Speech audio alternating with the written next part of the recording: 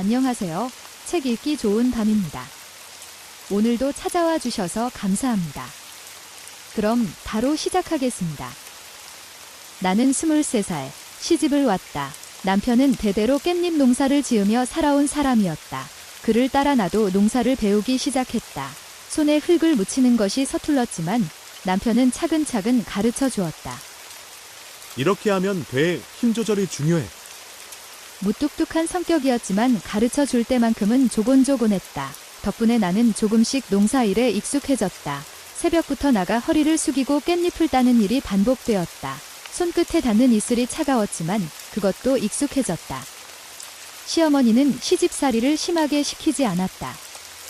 너는 몸 아끼고 내가 저녁 준비할 테니 숟가락이나 놓거라. 바쁜 농사철에도 부엌에 들어오지 말라고 했다. 남편과 시어머니 모두 나를 힘든 시집살이로 몰아넣지 않았다. 덕분에 나는 농사일에만 집중할 수 있었다. 하지만 때때로 집안일을 돕지 않아도 되느냐는 동네 어른들의 시선이 신경 쓰일 때도 있었다. 그러나 시어머니는 신경 쓰지 말라고 하셨다. 그러나 시간이 흐르면서 한 가지 고민이 생겼다. 결혼한 지 3년이 지나도록 아이가 생기지 않았다. 이웃들이 손주 자랑을 하면 시어머니의 표정이 어두워졌다. 말을 하지는 않았지만 그 눈빛이 내게 닿았다. 나도 조바심이 났다. 밤마다 남편에게 물었다. 우린 왜 아이가 없을까? 남편은 대답을 아꼈다. 대신 내 손을 꼭 잡아줄 뿐이었다. 그러면서도 나를 안심시키려고 애썼다. 조금만 더 기다려보자. 우리도 곧 좋은 소식 있을 거야. 하지만 기다림은 길어졌고 마음은 점점 불안해졌다. 혹시 내가 문제일까 싶어 병원에도 가보았다. 특별한 이상은 없었다. 하지만 마음속 한편에는 계속 불안함이 자리했다. 그러던 어느 날 기적처럼 아이가 찾아왔다. 임신 사실을 알았을 때 남편은 말없이 나를 꼭 안아주었다. 시어머니는 동네 잔치라도 열 기세였다. 이제야 우리 집안에도 복이 찾아왔구나. 나는 여왕처럼 대접받았다. 집안일은 손 하나 까딱할 필요도 없었다. 밥을 먹으려고 하면 누군가 먼저 젓가락과 음식을 들고 내 앞에 놓았다. 아이고, 며느리 먹을 건 먼저 챙겨야지. 남편 역시 조심스럽게 나를 챙겼다. 괜히 움직이지 마. 내가 다 할게. 그렇게 소중한 시간을 보냈다. 그리고 아들은 건강하게 태어났다. 세상이 밝아지는 듯 했다. 작은 손가락이 내 손을 꼭 잡았다. 이 아이가 우리 가족을 더 단단하게 만들어주겠지? 나는 그렇게 믿었다. 남편도 시어머니도 기뻐했다. 우리 가족은 그렇게 더 단단해지고 있었다. 아이가 태어나면서 집안 분위기가 더 밝아졌다. 시어머니는 손주를 바라보며 행복한 미소를 지으셨고 남편도 퇴근 후 아이를 안아 들고 장난을 치며 웃음을 지었다. 나는 이 순간이 오래도록 지속되기를 바랐다. 아이가 태어난 후 내 삶은 새로운 기쁨으로 가득했다. 아들의 작은 손을 잡고 따뜻한 체온을 느끼는 것만으로도 하루가 행복했다. 하지만 행복한 시간은 길게 이어지지 않았다. 아이가 두 돌이 지나면서부터 나는 매달 생리 때마다 심한 통증을 느꼈다. 가끔은 허리를 제대로 펼 수도 없을 정도였다. 처음에는 단순한 피로라고 생각했지만 시간이 지나도 나아지지 않았다. 결국 남편이 나를 병원에 데려갔다. 한 번만 검사 받아보자. 괜찮으면 다행이고 혹시 문제가 있으면 빨리 조치하는 게 좋잖아. 나는 마지못해 병원에 갔다. 그리고 결과는 충격적이었다. 자궁근종이 꽤 큰 상태입니다. 크기도 크고 위치가 좋지 않아서 수술이 필요할 가능성이 높아요. 경우에 따라 자궁을 적출해야 할 수도 있습니다. 순간 머릿속이 하얘졌다. 자궁을 적출해야 한다니 앞으로 아이를 더 낳을 수 없다는 의미였다. 이미 소중한 아들이 있지만 그 가능성이 완전히 사라진다는 사실이 마음을 짓눌렀다. 병원에서 돌아온 후 며칠 동안 아무 말도 하지 않았다. 남편은 조심스럽게 내 옆을 지켰다. 당신 건강이 제일 중요해. 아이를 더 낳는 것보다 당신이 건강하게 우리 곁에 있는 게 더 소중해. 그 말에 나는 결국 눈물을 흘렸다. 하지만 가장 신경 쓰였던 건 시어머니였다. 아직 젊은 나이에 더 이상 아이를 가질 수 없게 된 며느리를 어떻게 생각하실까? 혹시라도 실망하시면 어쩌지? 걱정스러운 마음으로 시어머니께 말씀드렸다. 어머니, 병원에서 수술을 해야 한다고 합니다. 그런데 자궁을 적출해야 할 수도 있다고 하네요. 시어머니는 한동안 아무 말 없이 나를 바라보셨다. 그리고 내 손을 꼭 잡으셨다. 건강이 최고지. 애 많이 낳는다고 다 좋은 거 아니다. 내가 아프면 그게 더 큰일이지. 내 걱정은 하지 마라. 수술 잘 받고 얼른 낫기만 해. 그 말을 듣는 순간 참았던 눈물이 터졌다. 시어머니는 내가 가장 걱정했던 부분을 단번에 덜어주셨다. 그렇게 나는 남편과 시어머니의 위로를 받으며 수술을 결심했다. 수술 당일 남편은 내 손을 꼭 잡고 병실까지 함께 걸어갔다. 수술실 앞에서 나를 향해 단단한 목소리로 말했다. 괜찮을 거야. 나는 항상 당신 편이야. 나는 깊이 숨을 들이마시고 수술실로 들어갔다. 그 순간 가족의 사랑이 얼마나 큰 힘이 되는지 다시 한번 깨달았다. 아들은 마을에서 가장 사랑받는 아이였다. 시골의 또래 친구가 많지 않다 보니 어른들까지도 아들을 손주처럼 아꼈다. 마을 어귀를 지날 때마다 누군가는 불러세워 과일을 하나 더 쥐어주었고 장터에 가면 농산물을 파는 이웃들이 이거 가져가 내 엄마랑 나눠 먹어라 하며 인심을 베풀었다. 그렇게 아들은 마을 사람들의 사랑 속에서 자랐다. 하지만 남편은 달랐다. 그는 아들이 농사를 짓지 않고 공부를 해서 좋은 직업을 가지길 원했다. 이 아이는 책을 봐야 해. 마을에만 있으면 기회가 줄어들어. 넓은 세상을 경험해야 해. 나도 그 말에 동의했다. 우리 부부는 아이가 자라면서부터 서울로 유학을 보내는 것을 고민해왔다. 초등학교 시절까지는 자연 속에서 마음껏 뛰어놀게 해주고 싶었지만 점점 아이의 장래를 생각하게 됐다. 그리고 결정적인 일이 있었다. 아들이 초등학교 6학년이 되던 해. 마을에 유명한 중학교가 없다는 것이 현실적인 고민으로 다가왔다. 학업 수준이 높고 기회가 많은 곳에서 공부하는 것이 중요했다. 아들은 이미 성적이 좋았고 서울에서 공부해보고 싶다는 의지도 있었다. 엄마, 나 서울에서 공부하고 싶어요. 거기 가면 친구들도 많고 배울 것도 많을 것 같아. 나는 아들의 말에 마음이 흔들렸다. 혼자 지내기엔 너무 어린 나이였다. 하지만 남편은 흔들림이 없었다. 혼자서도 잘 해낼 수 있을 거야. 이 기회를 주는 게 맞아. 결국 우리는 큰 결심을 하고 아들을 서울로 보냈다. 처음엔 기숙사가 있는 학교를 알아보았고 방학 때마다 집에 내려오도록 했다. 그렇게 첫 유학이 시작됐다. 아들을 보내고 난 후 집이 텅 빈 것 같았다. 특히 저녁이면 더욱 그랬다. 식탁에는 여전히 3명의 밥그릇이 놓여 있었지만 한 자리는 늘 비어 있었다. 처음에는 매일같이 전화를 했다. 밥은 잘 챙겨 먹었어? 힘든 일은 없어? 엄마, 여기 먹을 거 진짜 많아. 분식집 가면 메뉴가 엄청 많아요. 그리고 학교도 재미있어요. 친구들도 많이 사귀었어요. 전화기 너머의 목소리는 밝았지만 시간이 지나면서 점점 연락이 줄어들었다. 처음엔 하루에 한 번씩 했던 전화가 이틀에 한 번이 되고 일주일에 한 번으로 줄어들었다. 남편은 애써 태어난 척했지만 나와 마찬가지로 섭섭한 기색이 역력했다. 그러다 아들은 중학교를 마치고 고등학교도 서울에서 다니기로 했다. 점점 서울 생활에 적응한 듯 보였다. 우리는 그 선택을 존중했다. 그러나 내심 걱정되는 마음은 가시지 않았다. 그러던 어느 날 오랜만에 집에 내려온 아들이 마당을 보며 말했다. 엄마, 여기 진짜 시골이긴 하다. 마당 있는 집도 진짜 오랜만에 봐요. 나는 그 말을 듣고 순간 가슴이 철렁했다. 우리 아들은 이제 서울이 더 익숙해진 걸까? 내가 알던 아들과 점점 달라지는 걸까? 그렇게 생각하면 시간을 보냈다. 아들은 결국 서울에서 대학까지 마치고 제법 이름 있는 기업에 취직했다. 우리가 기대했던 것보다 훨씬 빠르게 성공의 길을 걸었다. 그동안 연락이 점점 줄어들긴 했지만 그래도 생일이나 명절에는 꼭 연락을 해왔다. 그리고 어느 날 예상치 못한 전화를 받았다. 엄마, 이번에 여자친구를 한 명 데려가려고 해요. 나는 깜짝 놀랐다. 어머, 진작 말하지. 엄마가 집도 깨끗이 치우고 맛있는 것도 많이 해놔야지.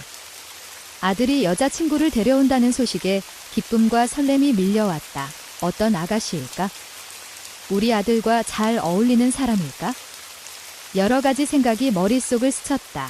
그리고 주말 아들은 여자친구와 함께 집에 내려왔다. 여자친구는 한눈에 봐도 야무진 서울 아가씨였다. 옷차림도 세련됐고 말투도 조심스러우면서도 자신감이 넘쳤다. 아들은 자랑스럽다는 듯 그녀를 우리에게 소개했다. 이 사람이에요. 서울에서 홍보 대행사를 운영하고 있어요. 직원도 몇 명 두고 있고요. 나는 놀랐다. 우리 시대엔 상상도 못할 일이었다. 젊은 여자가 혼자 사업을 하고 직원까지 둔다는 게 신기하기도 하고 대단하게 느껴졌다. 똑 부러지는 아가씨네. 아들이 좋은 사람 만났구나. 나는 기쁜 마음으로 음식을 차렸다. 여기 갈비찜이랑 새우도 많이 먹고 깻잎전은 우리가 키운 깻잎으로 만든 거라 향이 좋아요. 많이 먹어요. 아, 네? 제가 원래 많이 못해서요. 그래도 잘 먹겠습니다. 식사를 하면서도 어딘가 조금 어색한 기류가 흘렀다.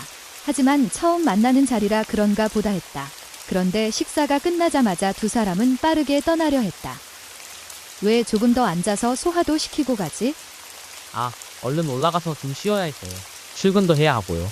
나는 아쉬웠지만 젊은 사람들 사정이 있겠지 싶어 더 붙잡지 않았다. 그렇게 첫 만남은 짧고도 어색하게 끝났다. 그리고 몇 달 후, 우리는 서울에서 상견례를 가졌다. 며느리의 부모님도 상당히 독립적인 성향이었다. 결혼을 하더라도 각자의 삶을 존중하는 것이 당연하다는 분위기였다. 우리 아들도 고등학교 때부터 혼자 컸으니 그런 가치관이 잘 맞았을 것이다. 그렇게 아들은 결혼했다. 서울에서 웨딩홀을 잡고 성대한 결혼식을 올렸다. 마을 사람들도 단체로 관광버스를 빌려 올라왔다. 그들은 모두 아들의 성공을 축하해 주었다. 결혼한 후 처음 맞는 추석, 아들과 며느리는 당일에만 잠깐 들렀다. 그리고 며느리는 어딘가 계속 불편해 보였다. 명절 저녁, 설거지를 하다 보니 며느리가 보이지 않았다. 걱정되어 찾아보니 마당에서 통화를 하고 있었다. 그런데 가까이 다가가자 그녀의 말소리가 들렸다. 아, 얼른 서울 올라가고 싶어. 나 진짜 이런 화장실 처음 봐. 아니, 푸세식까지는 아니지. 미쳤냐? 그래도 여긴 좀. 아무튼 진짜 힘들다. 나는 멍해졌다. 우리 집이 싫어서, 시골이 싫어서 이러는 걸까? 순간 마음이 무너지는 기분이었다. 하지만 아무 말도 하지 않았다. 그날 밤 나는 남편에게 말했다. 우리 집 좀 리모델링 할까? 화장실도 새로 하고 집도 좀 깔끔하게 바꾸고. 남편은 내 마음을 알아챈 듯 고개를 끄덕였다. 그리고 우리는 큰돈을 들여 집을 새롭게 단장했다. 새 화장실을 들이고 장판을 새로 깔고 집 안을 말끔하게 정리했다. 그리고 다음 명절 아들 부부가 왔다. 나는 설레는 마음으로 말했다. 아들, 며느리, 집 좀 봐. 우리 싹 다 뜯어 고쳤어.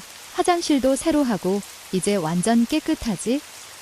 아들은 고개를 끄덕이며 말했다. 아, 네. 두 분 이제 편하게 사세요. 그 반응은 생각보다 담담했다. 나는 좀 더 기뻐할 줄 알았는데 아들도 며느리도 별다른 감흥이 없어 보였다. 그리고 그날 밤 아들은 우리에게 예상치 못한 소식을 전했다. 엄마, 아버지. 사실 이 사람 임신했어요. 나는 놀랐다. 그리고 반가웠다. 어머나. 그걸 왜 이제야 말해? 얼마나 됐어? 여기까지 내려와도 되는 거야? 좀 조심해야 되는 시기 아니냐? 이 정도는 괜찮대요. 뭐 비행기 타는 것도 아니고. 그래도 임신 초기엔 조심해야지. 무리하지 말고. 나는 손주가 생긴다는 사실이 너무 기뻤다. 하지만 그날 밤 아들의 한마디가 나를 싸하게 만들었다.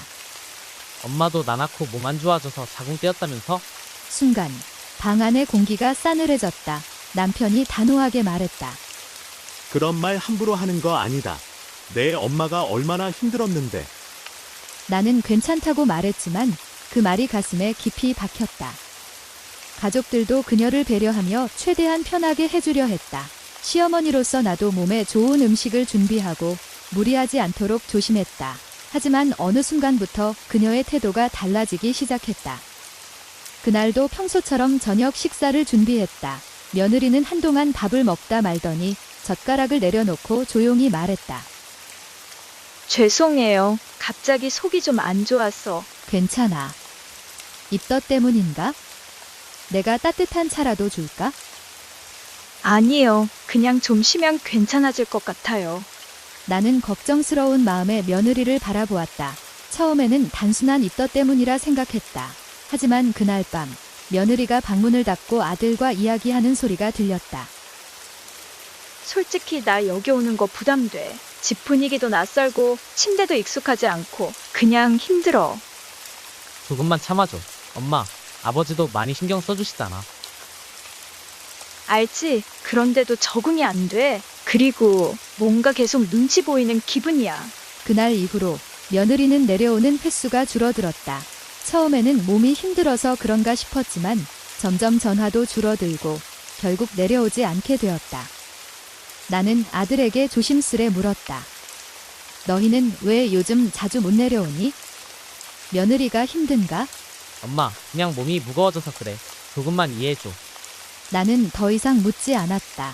그렇게 우리는 점점 멀어지고 있었다. 어느 날 아들에게 전화가 왔다.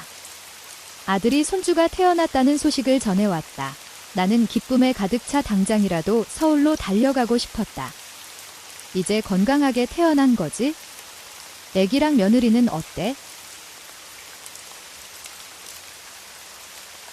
그래, 다행이다. 내가 언제 가면 될까? 뭐 필요한 거 없어? 엄마, 요즘엔 산후조리원에서 관리 다 해줘서 괜찮아. 우리 여기서 한 달 정도 있을 거야. 순간 멈칫했다. 한 달이나 산후조리원에 있으면 나는 손주를 언제 보지? 나는 한사코 가겠다고 했지만 며느리도 한마디 덧붙였다. 어머님, 요즘엔 산후조리원 시스템이 정말 잘 돼 있어요. 불편하실 텐데 오시지 마시고 저희 조리원에서 잘 쉬고 나서 뵈어요. 나는 입을 다물었다. 손주를 보고 싶은 마음이 굴뚝 같았지만 애써 이해하려 노력했다. 한 달 뒤, 드디어 손주를 만나러 서울로 올라갔다. 작은 옷이며 장난감, 정성껏 끓인 미역국까지 한가득 챙겨갔다. 하지만 아들 집에 도착했을 때 분위기는 예상과 달랐다. 손주 보러 왔어. 우리 아가 어디 있니? 어머님, 오셨네요. 그런데 애가 방금 잠들었어요. 깨우면 안 돼요. 나는 난감했지만 애써 미소 지었다. 하지만 그날 하루 종일 손주는 내 품에 오지 않았다. 낮잠을 자고 밥을 먹고 또 자고 며느리는 계속해서 아기가 지금 자야 해서용 라며 나를 말렸다. 나는 가까이서 얼굴 한 번 겨우 들여다볼 수 있을 뿐이었다. 나는 결국 그날 저녁 남편에게 전화를 걸었다. 나 여보, 손주 보러 갔는데 하루 종일 얼굴만 보고 품에도 안겨보지도 못했어. 그럴 리가 있나? 애미가 왜 그렇게 해? 그냥 내가 자는 시간이고 뭐고 계속 핑계를 대. 나 보기 싫은 거겠지. 그렇게 손주와의 첫 만남은 씁쓸하게 끝났다. 그리고 이후에도 며느리는 계속 선을 그었다. 내가 손주 좀 돌봐줄까? 너희도 피곤할 텐데. 아니에요, 어머님. 요즘엔 다 전문가가 해줘서요. 그냥 편하게 계세요. 손주 봐주는 게 편한 건데. 아들까지 거들었다. 엄마, 그냥 우리 방식대로 하게 둬. 그렇게 손주는 점점 멀어졌고 나는 점점 소외되는 느낌이 들었다. 내 손으로 키울 수 없다는 사실이 이렇게 서운한 일일 줄 몰랐다. 손주가 태어나면 며느리와도 가까워질 줄 알았는데 오히려 거리는 더욱 멀어져 갔다. 손주가 태어난 후에도 아들 부부와의 거리는 좀처럼 가까워지지 않았다. 나는 계속해서 손주를 보고 싶었지만 며느리는 바쁘다는 핑계를 대며 방문을 미뤘다. 처음에는 이해하려고 했지만 시간이 지날수록 서운한 마음이 쌓였다. 그런데 어느 날 아들이 갑자기 전화를 걸어왔다. 엄마, 혹시 집에 계세요? 나 좀 다녀가도 될까? 가서 얘기할게. 그럼 언제든지 오지. 그날 저녁 아들은 혼자 집으로 내려왔다. 오랜만에 보는 얼굴이었지만 환한 미소 대신 피곤하고 초조한 기색이 역력했다. 얼굴이 왜 그래? 무슨 일 있어? 엄마, 사실은 우리 좀 힘들어. 그 말을 듣자마자 가슴이 철렁 내려앉았다. 아들은 한숨을 쉬며 조심스럽게 이야기를 꺼냈다. 며느리 사업이 요즘 어려워졌어. 경쟁사들이 너무 많아지고 투자했던 것도 회수하기가 어려워. 직원들 월급도 밀려서 당장 급한 돈이 필요해. 나는 말없이 남편을 바라보았다. 남편 역시 굳은 표정으로 묵묵히 아들의 말을 듣고 있었다. 얼마나 필요한데? 1억 정도만 있으면 될 것 같아. 일단 급한 불을 끄면 다시 수익이 날 거야.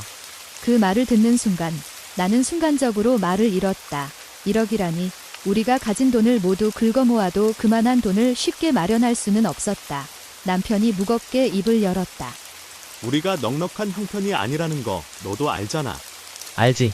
그런데 혹시 밭이라도 조금만 정리하면. 그 순간 남편의 얼굴이 단단하게 굳었다. 그 밭은 내 할아버지 때부터 이어온 거야. 우리가 쉽게 팔 수 있는 게 아니야. 그리고 자식된 도리가 돈 필요할 때만 부모 찾는 거냐.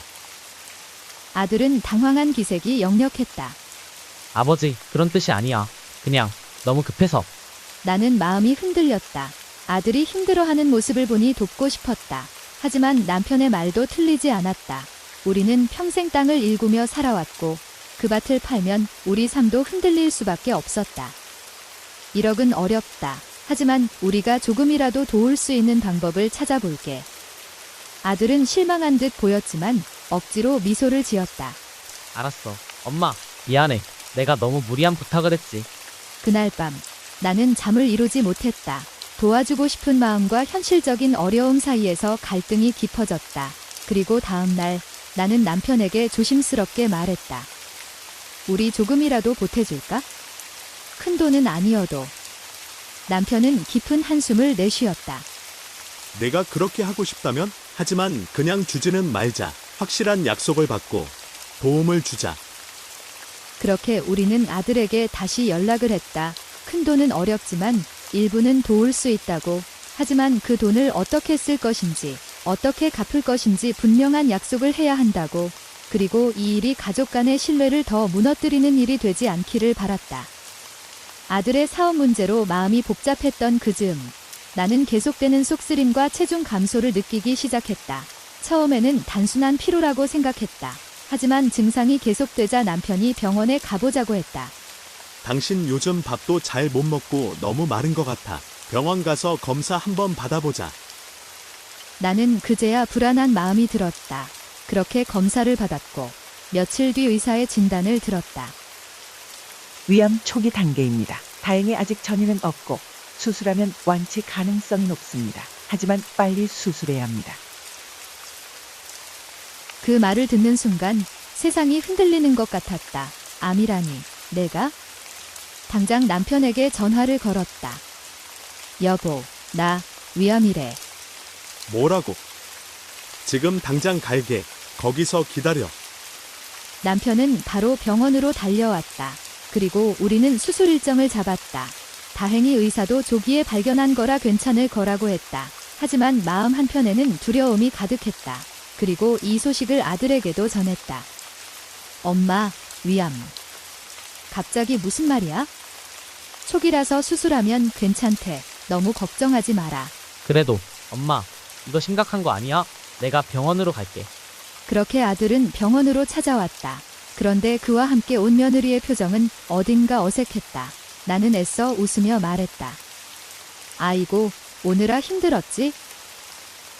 아니에요, 어머님. 그런데 수술하면 얼마나 입원하셔야 해요? 나는 순간 이상한 기분이 들었다. 보통은 건강을 먼저 걱정할 텐데 마치 부담스러워하는 듯한 느낌이었다.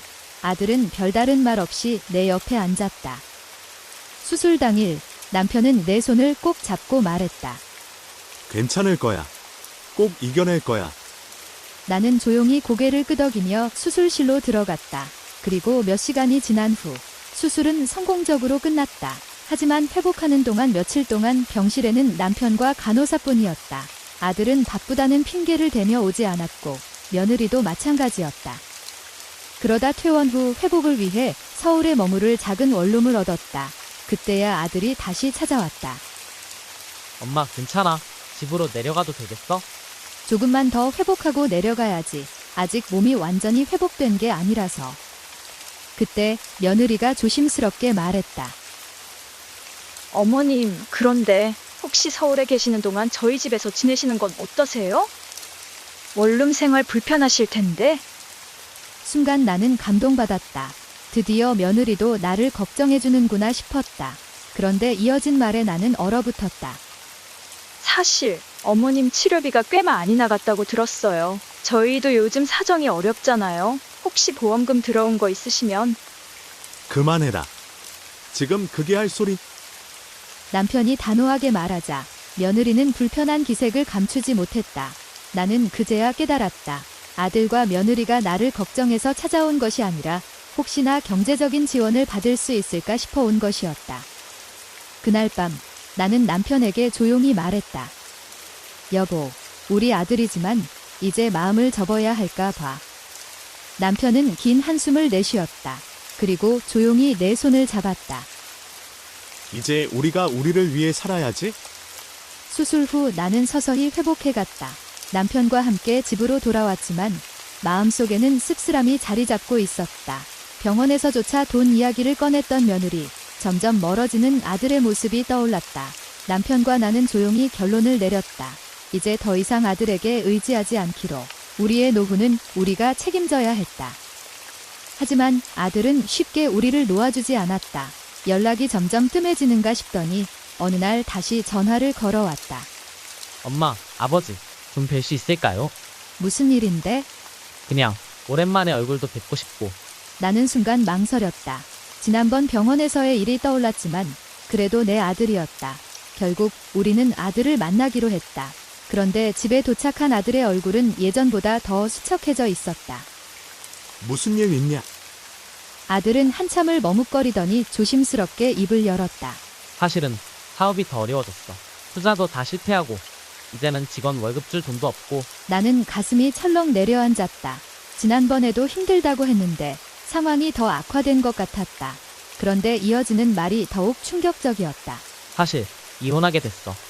나는 순간 아무 말도 할 수 없었다. 남편도 입을 꾹 다물었다. 아들은 떨리는 목소리로 계속 말했다. 회사를 정리하면서 나한테 모든 책임을 떠넘겼어. 투자한 것도 다 날리고 집까지 떠안게 됐어. 근데 난 직장도 없고 재산도 없는 상태잖아. 결국 나를 두고 떠났어.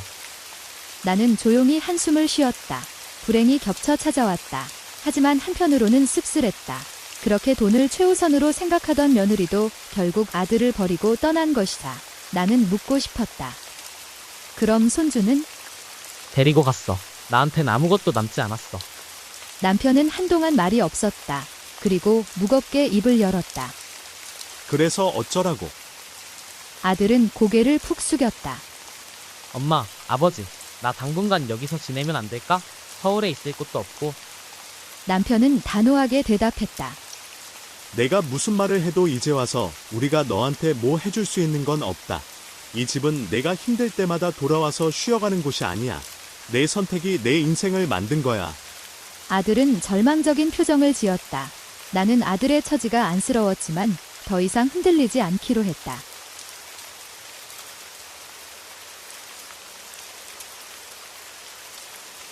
아들은 한참을 아무 말 없이 서 있다가 조용히 집을 나섰다. 그리고 우리는 그날 이후 아들에게서 연락을 받지 못했다. 그렇게 우리는 아들과의 마지막 끈을 놓았다. 씁쓸했지만 후회는 없었다. 이제는 우리를 위해 살아야 할 때였다. 아들과의 절연 후 우리는 다시 평범한 일상으로 돌아가려 했다. 하지만 부모 마음이 어디 그런가. 아들이 떠난 지 몇 달이 지나도 밤마다 문득 떠오르는 얼굴을 지울 수 없었다.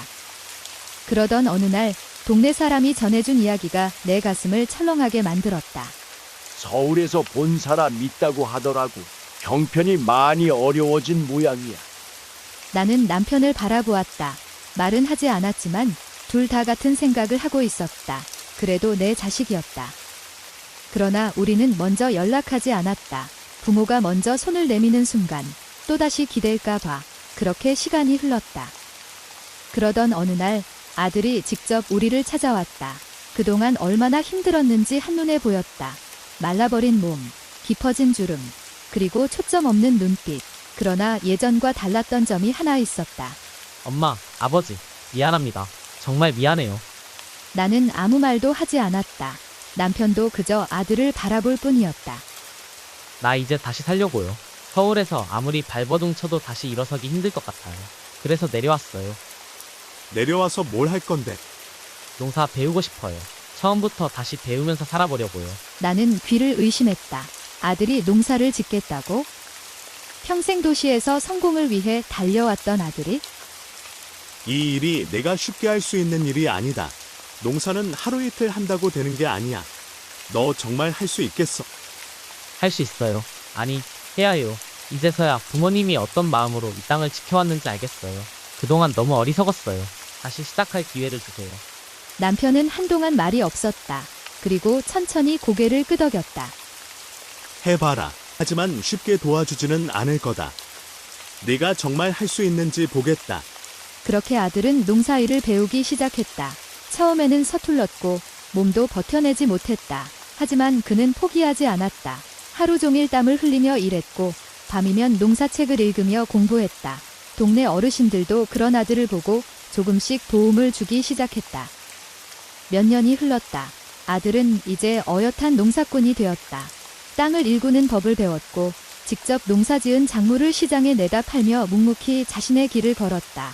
그는 더 이상 도망치지 않았다. 그저 흙을 만지며 하루하루를 정직하게 살아가고 있었다. 그러던 어느 날 뜻밖의 소식이 전해졌다. 아이는 며느리와 함께 지내고 있었다. 며느리는 여전히 연락을 피했지만 아이는 건강하게 자라고 있다고 했다. 아들은 직접 만나지는 못했지만 멀리서라도 아이의 모습을 지켜보며 안도했다. 우리는 그저 조용히 멀리서 그들의 삶을 바라볼 뿐이었다. 여기까지입니다. 누군가의 삶을 되돌아보는 계기, 그리고 가족에 대해 다시 한번 생각해 볼 기회가 되었기를 바랍니다.